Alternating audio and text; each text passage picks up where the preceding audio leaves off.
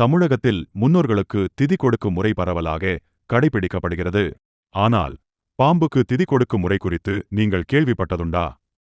கர்நாடக மாநிலம் மங்களூருவில் அமைந்துள்ளது குக்கே சுப்பிரமணியா கோவில். இத்திருத்தலத்திலேயே பாம்புகளுக்கு திதி கொடுக்கும் வழக்கம் உள்ளது. இப்படி திதி கொடுப்பதன் மூலம் முன்னோர் சாபமும் சர்ப்ப என்னும் நாகதோஷமும் நீங்கும் என நம்பப்படுகிறது.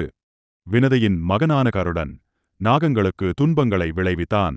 பாதிக்கப்பட்ட நாகங்கள் வாசுகி என்னும் 5 தலை நாக அம்மையாரின் தலைமையில் குமாரதாரா நதி அருகிலிருந்த குகையில் வந்து மறைந்து கொண்டன. அங்கே தங்களை காக்கும்படி சுப்பிரமணியரை வழிபாடு செய்தன. சுப்பிரமணியரும் நாகங்களை காப்பாற்றினார். இதற்கு நன்றிக்கடனாக வாசுகி தனது 5 தலைகளையும் விரித்து சுப்பிரமணியருக்கு குடையாக்கினாள். இதன் அடிப்படையிலேயே குமாரதாரா நதிக்கரையில் ஆதி சுப்பிரமணியருக்கு கோவில் எழுப்பப்பட்டது.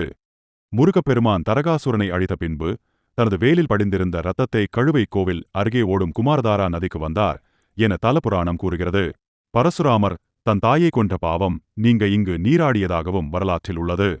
பாம்புகளை காத்து அருள் புரிந்தவர் இத்தல முருகன். இதனாலேயே ராகு கேது தோஷம் நீங்க பக்தர்கள் இங்கு வழிபடுவதை வழக்கமாக கொண்டுள்ளனர். கால சர்ப்பதோஷ நிவர்த்திக்கு இங்கே சிறப்பு பூஜையும் நடத்தப்படுகிறது. இக்கோயிலில் முருகன் தலை மீது 5 தலை நாகருடன் சுயம்பு மூர்த்தியாக அருள் பாலிக்கிறார். இங்கு பாம்புக்கு திதி கொடுத்தால் பித்ரு கடனை செலுத்திய பலனை பெறலாம் என்கின்றனர். கோயிலின் முன் மண்டபத்திற்கும் கற்பகிரகத்திற்கும் நடுவே உள்ள கருடனின் வெள்ளித்தூணை வலம் வந்து வெள்ளித்தூணில் பொதிந்துள்ள கருடனை வழிபட்டால் சர்ப்பங்கள் வெளிவிடும் விஷத்தை எதிர்கொள்ள முடியும் என்பது பக்தர்களின் நம்பிக்கை. நாக தோஷம் உள்ளவர்கள் இங்கு சர்ப்பசம்ஸ்காரம் மற்றும் ஆஷேச பலி போன்ற பரிகாரங்களை செய்கிறார்.